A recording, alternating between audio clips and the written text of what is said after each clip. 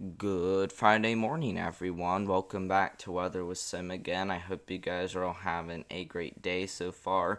And in today's weather forecast, we're going to be going over this pattern chain that's going to be coming next week. And I know we have been talking about this, but something that models are now showing now, because like I said in the last few videos, things do remain uncertain and things could very well change, which things do. And now models do want to show this ring of fire pattern now developing, where a high pressure system is around the Four Corners region, and these winds around it pretty much move northeast to southeast, and that's because this high pressure system is rotating clockwise, which brings a huge concern for the upper plains, upper Midwest, Great Lakes, Ohio Valley, and into parts of the Tennessee and Kentucky River Valley. So that is definitely going to be a huge corridor to watch for, as we do have some increased wind shear around, which could maybe bring a slight risk for tornadoes. So that is definitely going to be something that we really do need to be keeping an eye on for these areas as we do head into next week.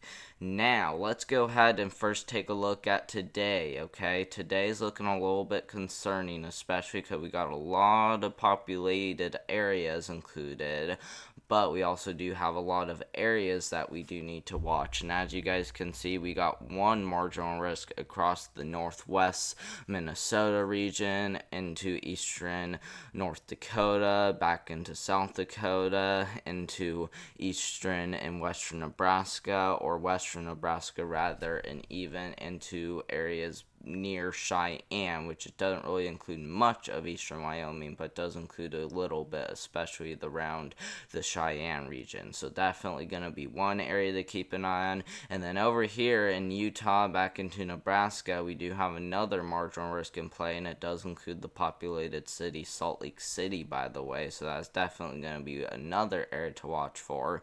And then back it down here towards southeast Arizona, we got another area that we do need to be watching too as well. So definitely be on high alert if you live in one of these marginal threats, especially this one in Utah, because Utah doesn't really see a ton of severe weather this time of year. Usually they're staying dry most of the time, so that's at least why I want you guys to be on high alert in Utah. So make sure to do that, especially if you live in the Salt Lake City region. Now, I did figure out a way to show all hazards on just one image, so now I don't have to use several images to be able to show you guys the hazards, and now I can just show you guys all the hazards on one image. So if you guys like this, please like my video down below, and of course subscribe to my YouTube channel. But anyway, like I said, I was able to show you guys the hazards, and as you guys can see, for today we do have a 2% risk for tornadoes across eastern North Dakota back into Minnesota. So definitely one of the marginal threats we need to be watching the closest. And then for the wind threat, we do have a wind threat for all areas, including the Salt Lake City area. And then for the hail threat, just like the tornado threat, where it only does include eastern North Dakota back into portions there of Minnesota. So if you do live across northwest Minnesota heading into eastern North Dakota, make sure to be on high alert for maybe a few isolated tornadoes. It's a very small tornado threat, so definitely don't get your mind on it too much, but at least be prepared just in case, because we usually can see those brief spin ups sometimes. So definitely be prepared for that. But as I said, there's nothing you really need to panic about or worry too much about. Just make sure you know what to do. Now, let's go ahead and look at tomorrow's threat, even more concerning, because across the same area that we were just talking about, we do have a slight risk, level 2 out of 5 threat for severe thunderstorms across eastern North Dakota heading into northwest Minnesota, including the Grand Forks region. So definitely another day we do need to be watching for as we do head into tomorrow.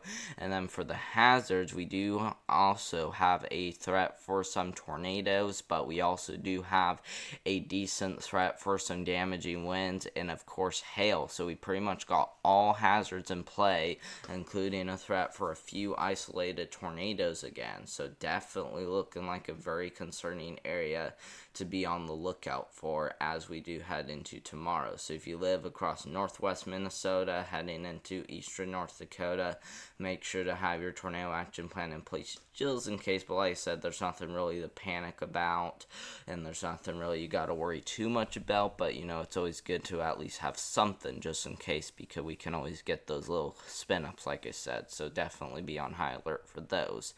And now, if we take a look at the flood threat, as you can see, we do have a marginal risk for flash flooding across the Four Corners region, heading back into Wyoming, and as well as parts of the plains. We got another one down here across the south, the southeast, and as well as portions there in the Mid-Atlantic. But the areas that we're most concerned about is this area across the Houston area, and then another area across the coastal Carolinas. So definitely two areas we need to be on the lookout for at least a few inches of rainfall causing some flash flooding.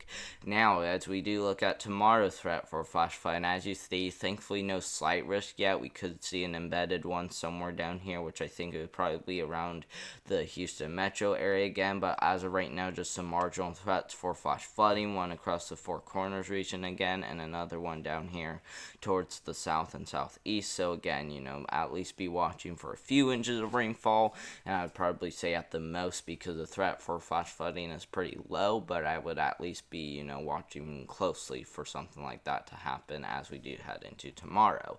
Finally, for day 3, as you can see, that flash flood threat does calm down across the Four Corners region. Still does include southeast Arizona heading into southwest New Mexico, but that does shift off, over here towards the lower Ohio Valley, heading towards the south and southeast. So definitely one area that we do need to be watching for, and then we, at least be seeing somewhat a marginal risk for flash flooding down here around the Houston area, down here towards the very southern part of Texas.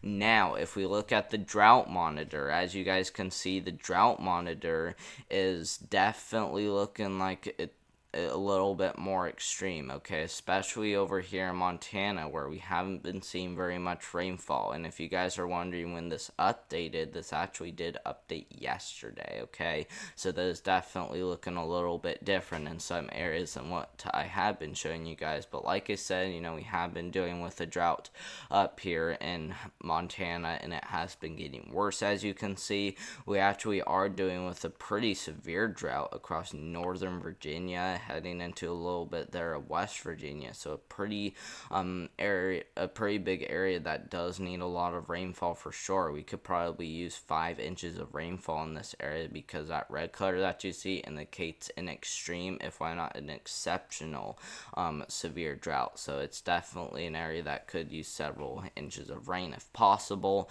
And then we do have some isolated severe droughts down here, and as well as extreme droughts, as you can see. So these red colors do indicate extreme droughts, and those areas could very well use the rainfall too as well. But that drought has been diminishing some, thankfully, but we could very well be using just a little bit more rainfall if possible. So definitely going to be something that we do need to be watching for.